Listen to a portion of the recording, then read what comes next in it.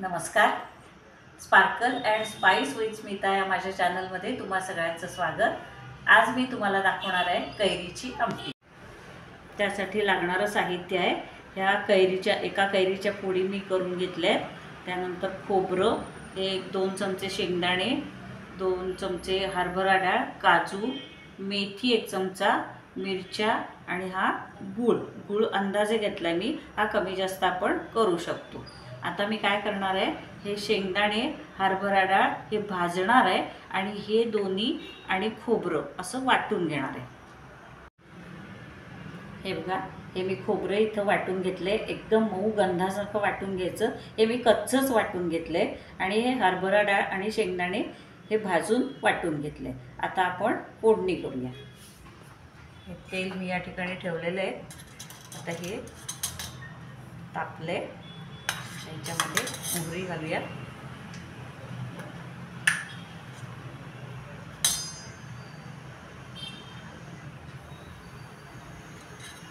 मोहरी तडतडली की हिंग जरा जास्ती घालायचा. हिंग,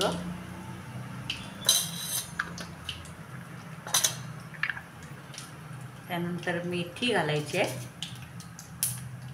मेथी जरा जास्ती घालायची. मिरच्या,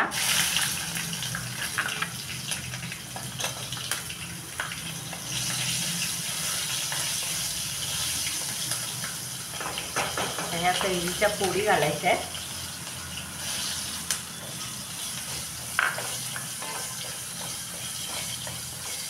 आणि हळद.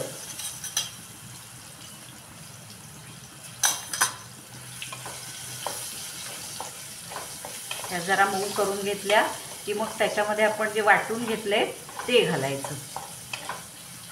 जरा मऊ करून घ्यायचं. आता हे आपण वाटलेलं सगळं त्याच्यामध्ये घालूया.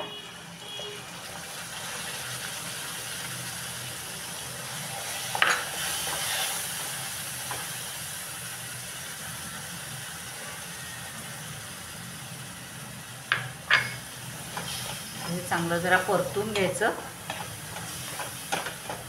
तेल सुटेपर्यंत आणि मग त्याच्यात पाणी घालायचं.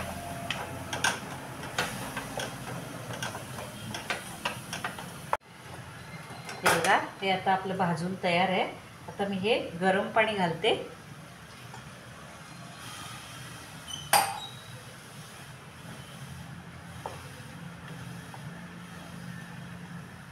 आणि हे मी मगाशी मिक्सरवर वाटून घेतलेलं पाणी आहे. खोबरं वाटून घेतलेलं पाणी ते घालते आणि काजूचे तुकडे घालते. आणि ही जरा शिजत आली की मग गूळ घालायचा. गूळ घातल्यावरती शिजणार नाही. ही जरा शिजू द्यायची,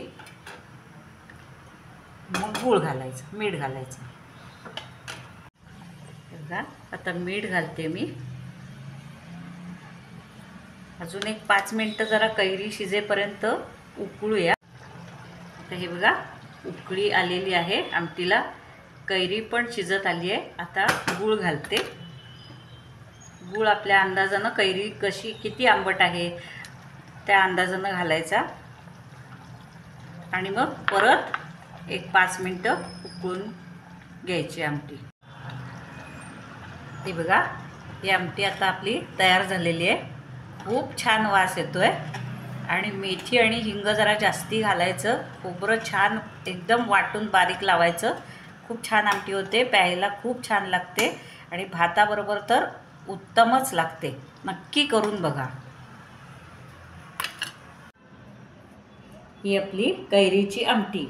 आता ही रेसिपी आवडली असेल तर लाईक करा, शेअर करा, सबस्क्राईब करा आणि कमेंटमध्ये नक्की कळवा.